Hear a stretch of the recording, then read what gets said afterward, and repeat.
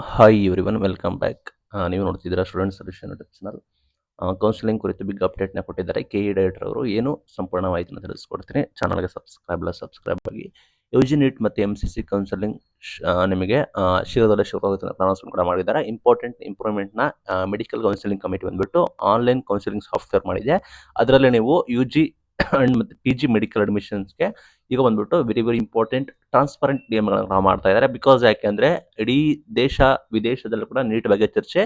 ಹಾಗಾಗಿ ಅವರು ಹೆಚ್ಚು ಟ್ರಾನ್ಸ್ಪರೆನ್ಸಿನ ಕೂಡ ಮಾಡಿದ್ರೇ ಉತ್ತಮ ಆಗುತ್ತೆ ಅಂತ ಮಾಹಿತಿ ಬಂದಿದೆ.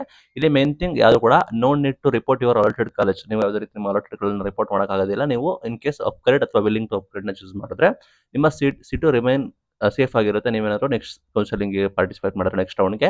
ಮತ್ತು ಸೀಟ್ ರಿಸರ್ವೇಷನ್ ಬಂದ್ಬಿಟ್ಟು ಆನ್ಲೈನಲ್ಲಿ ಇರುತ್ತೆ. ನೀವು ರಿಸರ್ವೇಷನ್ ಮಾಡಬಹುದು. ಬೇಕಂದರೆ ನಿಮಗೆ ಇಫ್ ರಿಸರ್ವೇಷನ್ ನಿಮಗೆ ಆದರೆ ನಿಮಗೆ ಯಾವುದೇ ರೀತಿ ನೀವು ಡೈರೆಕ್ಟ್ಲಿ ಎಮ್ ಸಿ ಸಿ ಪೋರ್ಟಲಲ್ಲಿ ಕೂಡ ಮಾಡಬೇಕು. ನೀವು ಯಾವುದೇ ಕಾರಣಕ್ಕೂ ಕಾಲೇಜ್ಗೆ ವಿಸಿಟ್ ಆಗಿ ನೀವು ಯಾವುದೇ ರೀತಿ ಕೌನ್ಸಿಲಿಂಗ್ನ ಮಾಡೋಕ್ಕಾಗೋದಿಲ್ಲ.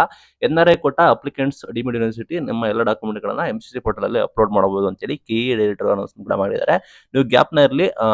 ಆಫ್ಟರ್ ನಿಮಗೆ ಸ್ಟೇಟ್ ಕೋಟ ಯಾವಾಗ ಶುರು ಆಗುತ್ತೆ ಅಂದರೆ ಆಫ್ಟರ್ ಎಮ್ ಸಿ ಸಿ ಕೂಡ ಶುರುವಾಗಿ ಅರೌಂಡ್ 10 ಡೇಸ್ ನಂತರ ನಿಮಗೆ ಸ್ಟೇಟ್ ಕೋಟ ಕೂಡ ಶುರು ಆಗುತ್ತೆ. ಎಮ್ ಸಿ ಸಿ ಶುರುವಾದ ನಂತರವೇ ನಿಮಗೆ ಕೌನ್ಸಿಲಿಂಗ್ ಕೂಡ ಶುರು ಆಗೋದು.